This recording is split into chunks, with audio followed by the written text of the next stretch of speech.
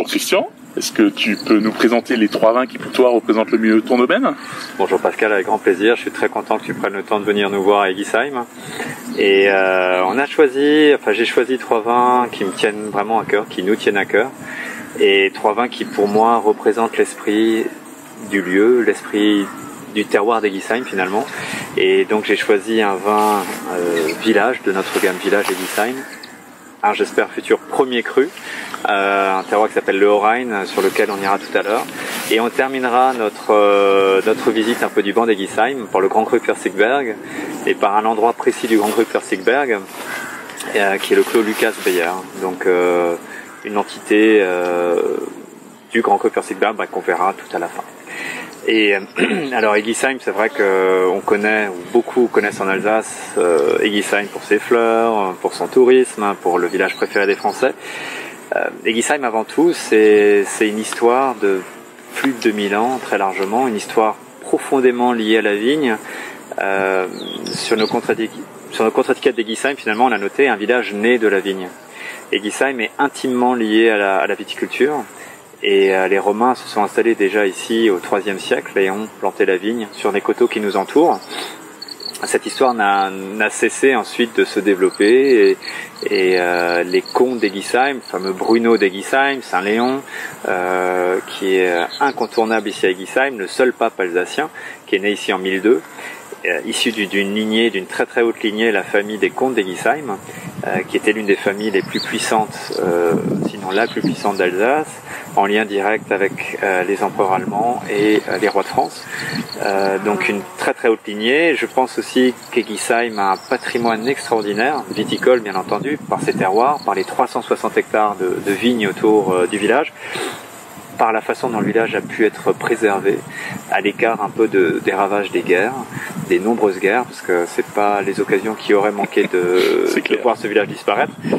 Et puis au-delà du patrimoine, je trouve qu'il y a ici un esprit. Il y a Eguisheim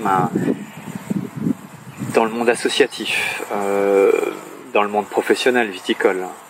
On se met autour de la table, on discute, on n'est pas forcément toujours d'accord, mais il se dégage ici quelque chose de collectif. Et je pense que c'est tellement précieux dans un monde divisé, où les gens n'arrivent plus à se parler. Il y a un esprit de village dans le bon sens du terme.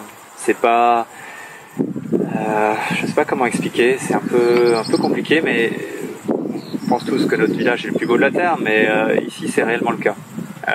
Et au-delà du patrimoine et au-delà du viticole, je trouve que la vraie richesse, c'est cette richesse humaine, de cette diversité, des gens qui sont là, qui ont un vrai sentiment d'appartenance à une communauté.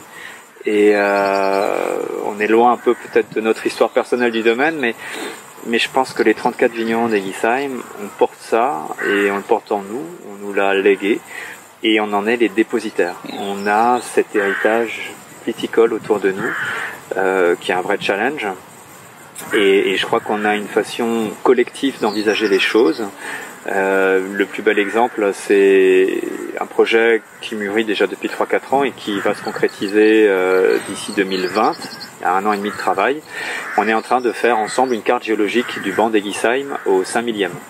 Donc une carte très précise qui nous permettra de bien délimiter les futurs premiers crus sur lesquels on travaille aussi et de mieux comprendre de façon collective nos terroirs, grands crus, premiers crus et d'appellation village. Pour les gens qui n'auraient pas forcément tout compris, ça nécessite des sondages. Ça en fera combien?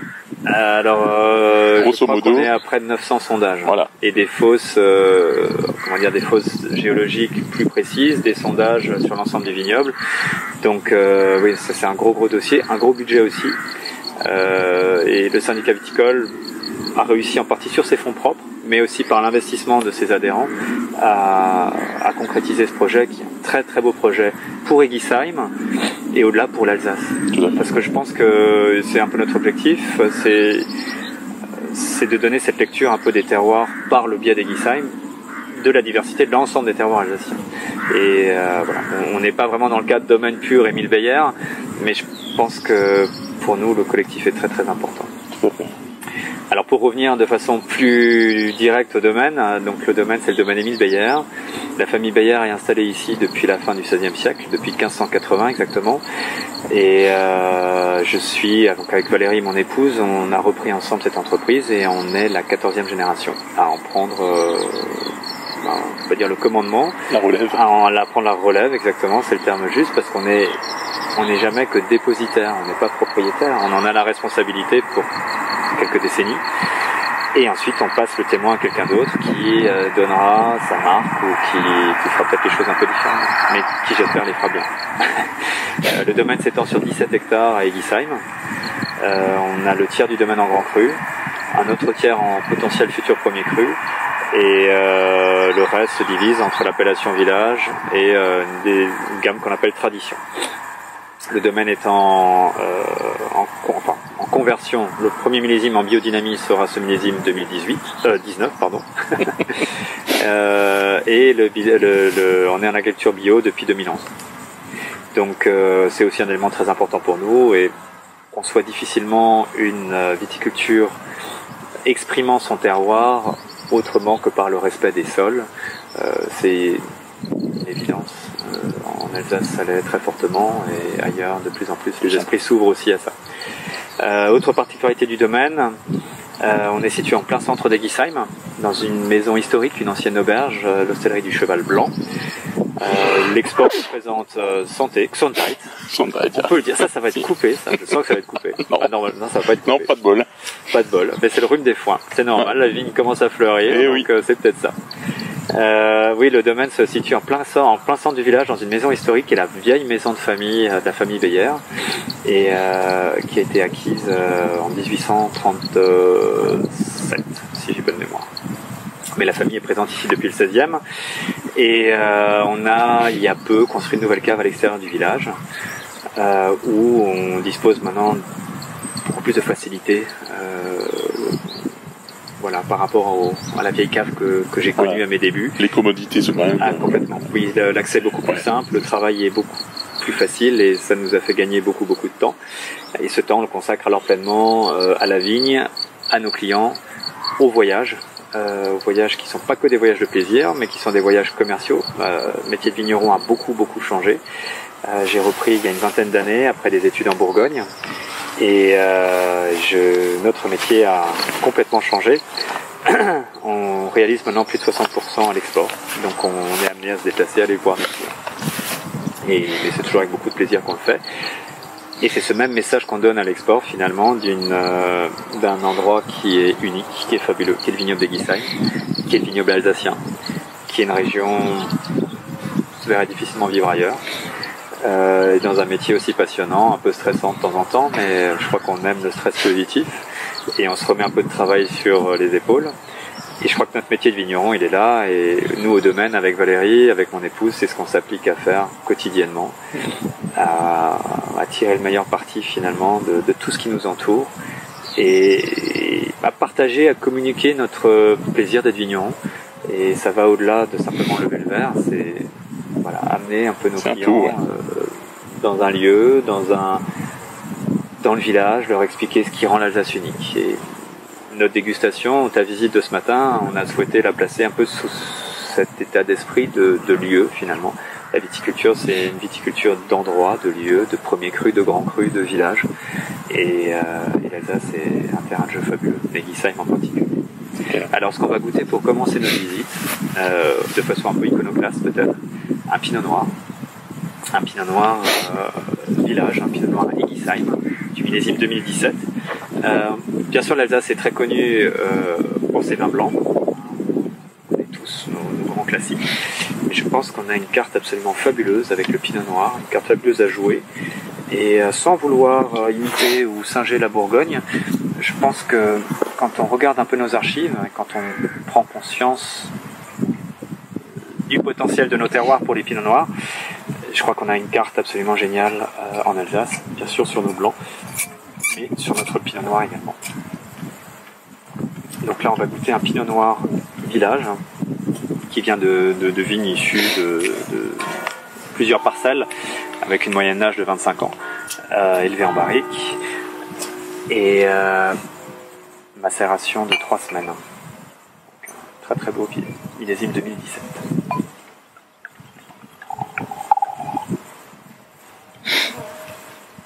parlé pas mal d'histoires autour d'Egisheim. Egisheim est aussi un endroit unique par sa géologie. On est au sud de Colmar, sur une des zones les plus sèches d'Alsace. On a vu encore ce printemps, on a tous les orages qui partent vers le nord. Ici, on attendrait bien un peu d'eau. On est vraiment sur une zone très sèche, une zone calcaire également. Une zone marquée calcaro-graiseuse. On est sur le nord de la commune vers Wettolsheim et dans sa partie centrale plutôt sur des parties calcaires. Le sud de la commune, donc en limite du Sren-les-Châteaux, de Bormorschwihr, est plutôt sur des parties graiseuses. Donc on est vraiment sur un terrain de jeu fabuleux, à la fois des altitudes différentes, 220 mètres pour ce qui est du village, on monte jusqu'à 360 mètres en haut de coteau, des orientations sud, nord, donc des climats un peu différents, plus frais ou plus chauds, et ça nous permet vraiment d'adapter au mieux finalement notre transcépagement à cette diversité de terroirs. Alors là, notre pinot noir, on l'a choisi plutôt des coins bien sûr un peu plus chauds. Il y a des vignes que mon père avait plantées, il y a des vignes que j'ai plantées également. Donc là, on est parti pour les vignes, les vignes les plus récentes sont des sélections à Salles, qui viennent directement de Bourgogne. Ayant fait mes études à Beaune, il y a quelques bons restes bourguignons. Et je trouve que voilà, les vins d'Egisheim, comment dire, ils ont cette élégance. C'est vraiment un mot, alors ça peut paraître un peu bateau, mais cette finesse, cette élégance. C'est des vins qui sont tout en harmonie, qui ont toujours cette empreinte un peu calcaire et où la salinité termine toujours le vin. On a vraiment cette élégance, cette finesse et cette acidité qu'on va retrouver bien sûr dans le pinot. Et le pinot, c'est toujours un grand plaisir de le vinifier. On dit du pinot noir que c'est le plus blanc des vins rouges. Et je pense qu'ici à Egisheim, on a un réel potentiel sur les pinots noirs. À la fois dans nos appellations villages, comme c'est le cas ici, l'appellation Egisheim 2017, mais bien entendu sur nos premiers crus, futurs premiers crus en classement. On a 7 à 8 projets actuellement sur Egisheim. Et dans nos 2 grands crus, Pfirsigberg et Eichberg, avec peut-être, à mon sens, un peu plus d'affinité dans le Pfirsigberg, mais certains coins de l'Eichberg sont fabuleux pour les pinots noirs également. Voilà, donc un pinot noir qui a beaucoup de succès, beaucoup à l'export. Et je pense qu'en France et dans la très belle restauration, et bien là aussi, on est de plus en plus reconnu.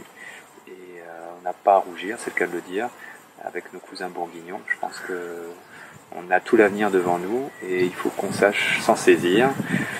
Et je pense qu'à Egisheim, on est dans un élan collectif et ce village qui est connu touristiquement, il est très fortement lié au vignoble et voilà, je suis très content moi de voir les choses se faire avec cette classification finalement très bourguignonne, très marquée par le terroir, village, premier cru, grand cru.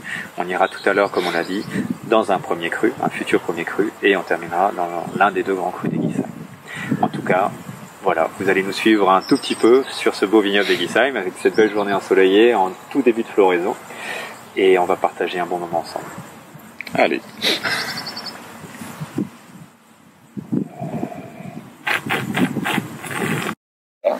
On est arrivé au 2e endroit, est-ce que tu peux nous en parler? Tout à fait, on poursuit un peu notre découverte, pérégrination dans le vignoble d'Egisheim. Un endroit qu'on aime beaucoup aussi au domaine, un endroit qui est le lieu-dit Haut-Rhin. Alors le Haut-Rhin, c'est le versant nord-est, on a Colmar juste devant nous, on est en face du clos Lucas Beyer, on ira tout à l'heure, le grand cru Pfirsigberg. Et on est finalement sur le versant nord-est du grand cru Pfirsigberg. Donc on partage avec le Pfirsigberg cadastral les mêmes terroirs, à savoir donc des calcaires du Bajocien, très précisément, de magnifiques calcaires, donc des marnes calcaires du Bajocien, des terrains qui sont toujours, qui ont une très bonne alimentation hydrique, qui ont cette signature calcaire dans la finesse des vins, qu'on va goûter tout à l'heure, et une parcelle qu'on a décidé de dédier au Pinot Gris. Chacun des lieux-dits et chacun des futurs, j'espère, premiers crus d'Egisheim, en tout cas pour le domaine, eh bien, on y choisit un cépage qui est le cépage qui nous semble être le plus adapté au lieu, toujours dans cet esprit de vin de lieu finalement, et d'identité du terroir d'Egisheim. Le Haut-Rhin nous a semblé, et mon père avait fait ce choix, et je pense qu'il a très bien senti la chose. On est sur un versant nord-est, donc un tout petit peu plus tardif, moins exposé, sur des sols qui se réchauffent un peu moins vite et qui laissent justement le temps au pinot gris de mûrir plus lentement. Le pinot gris, son grand problème, comme beaucoup de pinots, c'est la rapidité avec laquelle il va mûrir. Et le réchauffement climatique ne nous aide pas forcément pour faire des pinots gris qui dévoilent toute leur complexité, puisque s'ils mûrissent trop vite et dans des conditions chaudes, on perd toute la qualité, enfin, comment dire, une partie de la finesse aromatique. Le Orein permet justement d'exprimer à la fois son côté calcaire et de laisser le temps au pinot gris d'avoir une maturité complète et lente. Donc on n'est jamais en train de courir pour vendanger ici, parce qu'on arrive à avoir cette régularité de maturité. D'où l'exposition aussi. Ah, complètement. Ce côté nord nous décale. Je vois certains pinots gris qui sont de l'autre côté, vraiment en plein sud. On est à presque 10 jours, 10-12 jours de différence. Et ça, c'est pour nous très important pour garder cette fraîcheur, cette acidité et cette signature de ces terroirs calcaires et d'avoir une pleine maturité du raisin aussi. On ne pas être obligé de courir. Pinot gris devient un vrai challenge sur les expositions plein sud, sur les terroirs précoces. Donc on se réserve le pinot gris globalement sur les terroirs plus tardifs, peut-être un peu plus marneux, plus lourds. Et ici on a la chance d'avoir à la fois la marne et le calcaire. Enfin, la marne est une argile calcaire, mais c'est marno-calcaire. Donc on ajoute encore cette composante calcaire. Orein signifie le haut talus. On est effectivement ici sur un talus qu'on s'est attaché à remplir de tous les cailloux qu'on a ramassés un peu dans la parcelle. Ou en tout cas une partie, il en reste encore à peu près autant, certainement. Et finalement, ça fait de l'autre côté, on a un mur en pierre sèche et ça rappelle un peu le côté Perrier ou Perrière, un endroit où on jette les pierres en Bourgogne. Et on est tout à fait dans cet état d'esprit ici, sur cette colline calcaire. Donc ça n'est pas un mausolée, comme on rigolait. Donc personne n'est enterré en dessous, je rassure tout de suite nos spectateurs, pas de problème. Alors on va goûter ce pinot gris. Et là, c'est le millésime 2016 que j'ai choisi. 2016, jeune, après, c'est parce que vous avez vraiment une forte demande pour que vous suiviez à ce point-là? Alors, le Riesling et le Pinot Noir ont pour le moment plus le vent en poupe que le Pinot Gris. Ça, je pense qu'en discutant avec pas mal de collègues, c'est un peu un avis général. Maintenant, ce qui est très drôle avec le Orein, je pense que c'est vraiment l'esprit dans lequel on travaille. Nos clients, nos professionnels, ne boivent plus du Pinot Gris, nous demandent est-ce que vous avez encore du Orein, est-ce que le Orein est disponible, Et en fait, c'est pas pour faire fi de la notion de cépage, mais on voit à quel point le terroir a pris le pas sur le cépage. C'est flatteur. Ça l'est, je pense, et dans l'esprit de nos consommateurs, finalement, on a réussi à faire cette transition d'associer finalement un lieu, un vin de lieu, à un cépage. L'Alsace sera toujours ces vins de cépage et on en fait aussi, ce sont notre gamme tradition. Mais je pense qu'on a une chance extraordinaire à Eguisheim. On a un terroir unique, enfin, chaque village pourrait en dire autant, mais je pense qu'ici, sur 360 hectares de bancs, on en parlait tout à l'heure un peu dans l'introduction, on a une diversité de terroirs extraordinaire, des climats qui nous permettent d'exprimer toute cette diversité, toute cette complexité de cépages. Et nous, il nous a paru essentiel quelque part de simplifier aussi le message, de ne pas forcément assembler les cépages, mais de dédier un cépage à un terroir. Et je pense que là, on a vraiment un outil incroyable avec cette diversité de cépages, cette diversité de sols. Et du coup, finalement, bien sûr, nos clients boivent toujours encore un Pinot Gris, mais avant tout, ils vont boire un Orein. On parlera tout à l'heure du Pfälzigberg et du Clos, du Käsbeyer. Eh bien, c'est du Riesling, mais demain, je pense, et j'espère ne pas me tromper, les gens boiront un Clos du Käsbeyer blanc. On ne saura plus trop quel cépage il s'agit, ce sera un grand vin, un Riesling, ou très typé Riesling. Mais je pense que c'est là que le futur de l'Alsace se joue aussi. Bien sûr, nos cépages sont toujours là, ils sont facilement reconnaissables, identifiables, mais nos terroirs doivent encore prendre le pas et gagner en compréhension, en lisibilité. Pour identifier le Orein au Pinot Gris, il a fallu combien de temps? Mais je pense que c'est un choix. Alors précédemment, mon père, c'est une parcelle qu'on a pas mal agrandie, on a eu quelques opportunités. On avait précédemment ici du muscat, et c'est très drôle parce que quand je goûte les vieux muscats de mon père, des années 80, je dis ouais, c'est un Orein, ça sent le Orein. Et ça peut être des 86, 7 qui ne sont pas forcément des millésimes extraordinaires. C'est un terroir, bien qu'il soit marneux, qui est quand même limitant. Et donc on a une véritable expression, une salinité, une finesse, une délicatesse comme on la retrouve dans le clos, mais ici sur un côté nord-est. Et quand je bois ces vieux muscats, je dis ouais ok c'est un Orein, il n'y a pas de souci. Donc on voit à quel point finalement avec le temps, avec le vieillissement, le terroir prend le pas. C'est pas un scoop, je pense que tous les vignerons peuvent en faire autant et le constatent chez eux. Donc et je crois que c'est juste à nous d'expliquer à nos clients, à nos consommateurs, que l'Alsace bien sûr est riche de ses cépages, elle l'est aussi, et premièrement de ses terroirs. Et c'est ce qu'on s'applique à faire avec le Orein finalement. Alors 2016, un millésime un tout petit peu plus frais, mais un grand millésime. Et un vin qui avait un équilibre. Alors on n'est pas sur des pinot gris complètement secs, on a toujours 7, 8, quelquefois 10 grammes de sucre. Mais avec le temps, cette sucrosité, eh bien, elle s'intègre complètement. Le Orein, au niveau aromatique, se distingue souvent par ses notes grillées, fumées, un peu plus prononcées que sur d'autres terroirs.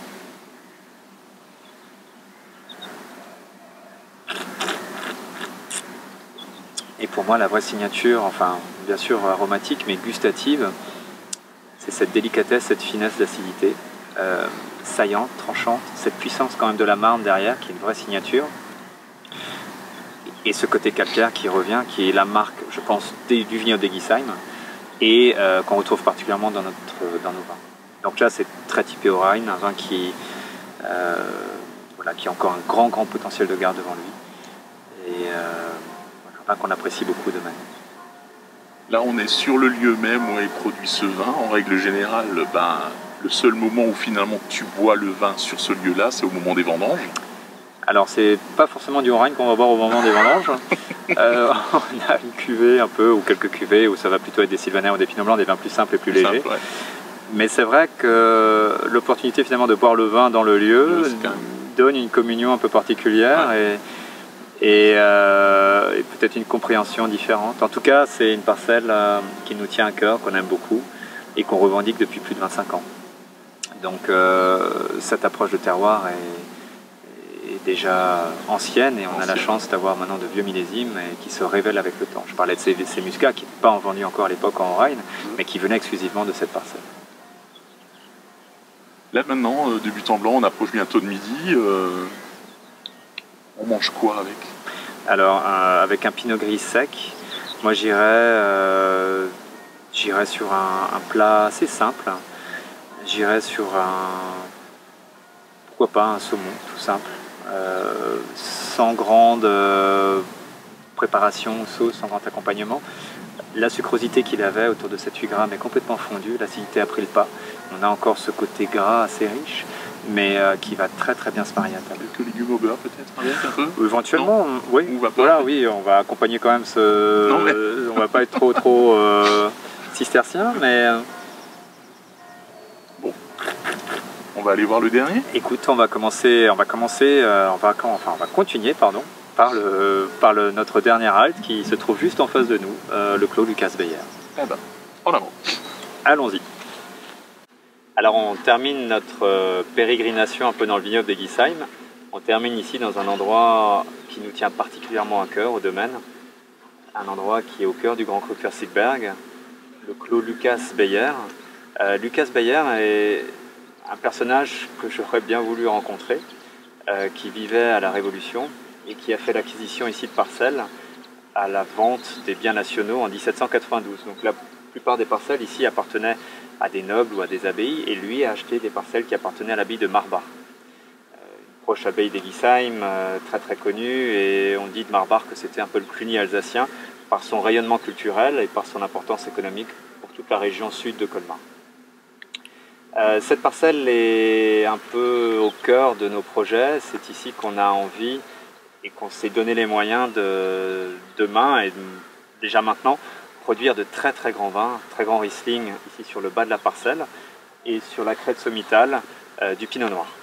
On est, comme je le disais tout à l'heure, au cœur, sur la deuxième colline classée Grand Cru Pfälzigberg, sur un lieu-dit qui s'appelle précisément Sundel, qui veut dire petit soleil, un endroit un peu plus chaud, un peu plus sec, toujours bien ventilé et bien rafraîchi par un courant d'air frais qui descend de la vallée.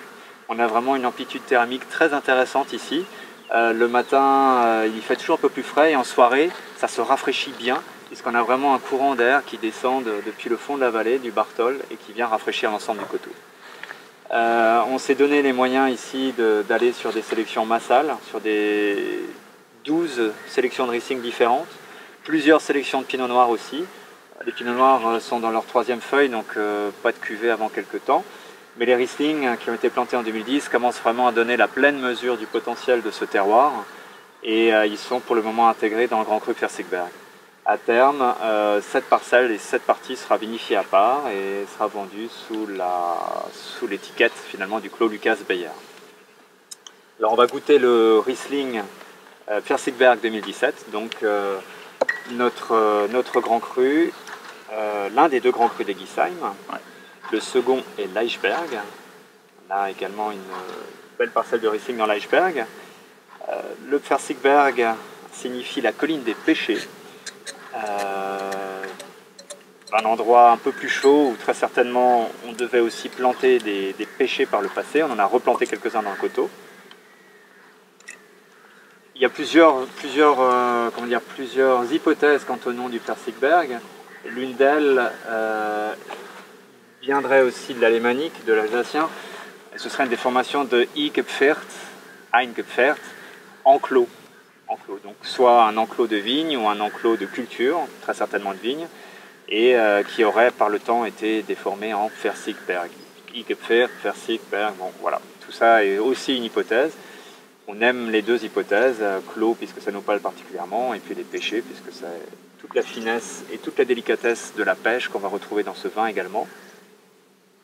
Le Pfälzigberg est étendu sur de mémoire 74 hectares, pas dire de bêtises, mais c'est quand même un Grand Cru assez conséquent. Tu aurais un blanc? Ouais, j'ai un petit blanc, mais ça va pas durer longtemps. Et on y trouve évidemment l'ensemble des cépages. On a quelques climats un peu différents au sein du Grand Cru, mais il y a quand même une trame commune, et cette trame, c'est le calcaire d'Eggisheim dont on a déjà parlé tout à l'heure, qui je pense donne une empreinte très forte au vin d'Eggisheim, au Pfälzigberg en particulier, cette finesse, cette élégance, qu'on va retrouver à la fois sur les Riesling, les Gewürz. Le Gewürz, c'est un cépage particulièrement bien représenté dans le Pfälzigberg, et le Pinot Gris bien entendu, dans les coins les plus frais du Pfälzigberg, et le Pinot Noir. Le Pinot Noir est en train de prendre une réelle importance dans le Pfälzigberg. On a nos voisins de Wettolsheim, le domaine Mann, qui font un fabuleux Pinot Noir Grand P, qui est une référence. Mais on a beaucoup de jeunes vignerons et beaucoup de vignerons d'Eggisheim qui font des Pinots Noirs de plus en plus construits, de plus en plus concentrés, équilibrés, je dirais, sans être surextraits, avec une vraie puissance. Et on a parlé du Pinot Noir tout à l'heure, et je pense que le Grand Cru, pour nous, c'est une réelle opportunité. On est très content d'avoir des Riesling, des Gewürz, des Pinot Gris. Et le Pinot Noir se dessine aussi à l'horizon comme un futur pour le Pfälzigberg. Tu parlais du Clos Lucas juste avant comme un projet. C'est un projet qui mûrit depuis combien de temps? C'est un projet qui mûrit depuis très longtemps. Depuis que Lucas Beyer a très certainement acheté les premières parcelles en 1792. Mon grand-père ensuite a fait l'acquisition de certaines parcelles. Mon père a poursuivi ce travail. Et j'ai eu l'opportunité d'agrandir encore un peu et de terminer, je dirais, cette mise en forme en choisissant vraiment des cépages précis et des sélections massales. On est aussi en train de terminer un mur en pierre sèche qu'on aura peut-être le loisir de voir tout à l'heure, qui est aussi un très gros projet pour nous, et on le fait en interne. Donc ce sont nos moyens, c'est pas une entreprise, c'est vraiment dans nos temps libres qu'on se consacre à la construction de ce mur. Alors pour ce qui est du vin, on a parlé tout à l'heure des vinifications, on travaille avec nos levures indigènes. Ce Pfälzigberg 2017 a été mis en bouteille au printemps 2019. Il lui a fallu tout ce temps pour terminer sa fermentation, pour être prêt à être mis en bouteille. Cette thématique un peu autour des vins de notre domaine Émile Beyer, je le disais un peu en introduction, sont des vins de lieu, des vins qui respirent le lieu d'où ils viennent.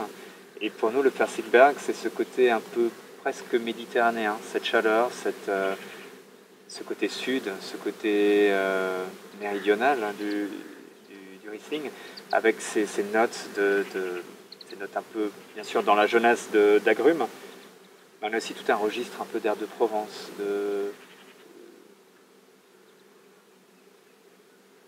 C'est très très délicat, très fin, presque un peu de garrigue, d'herbe sèche, beaucoup d'élégance. Et toujours ces notes très délicates de fruits à noyaux qui nous rappellent un peu la pêche, du Pfirsichberg bien sûr, mais vraiment beaucoup d'élégance, beaucoup de pureté. Ce ne sont pas des monstres de puissance ou d'acidité. Le Pfirsichberg se joue vraiment dans la délicatesse. Et à l'image un peu de son arbre, le pêcher, qui est dans la finesse et dans la délicatesse, bien le Pfirsichberg, c'est ce qui révèle dans le verre aussi.